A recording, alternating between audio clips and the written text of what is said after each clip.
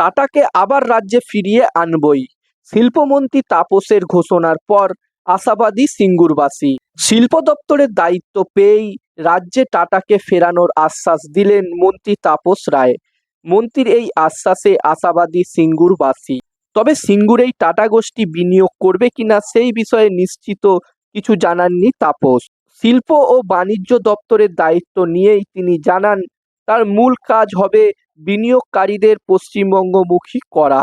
একে একে যেসব বিনিয়োগকারী রাজ্য ছেড়ে চলে গিয়েছে তাদের ফেরাতে হবে।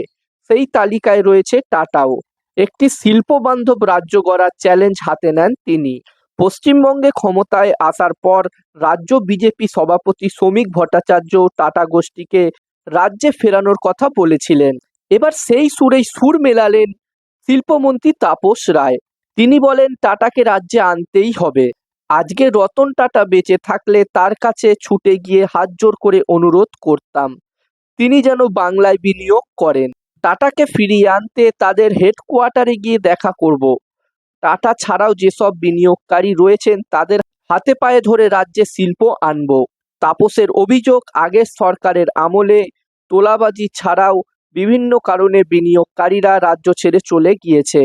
এই পরিস্থিতিতে তাদের বিনিয়োগকারীদের রাজ্যে ফেরানোই প্রধান কাজ হবে বলে জানান তাপস। তিনি জানান, নিজেদের শিল্প বাড়ানো এবং একটি পরিবারের বৈভব বাড়ানোর দিকেই নজর ছিল আগের সরকারের। পশ্চিমবঙ্গের দিকে কোনো নজর ছিল না আগের সরকারের।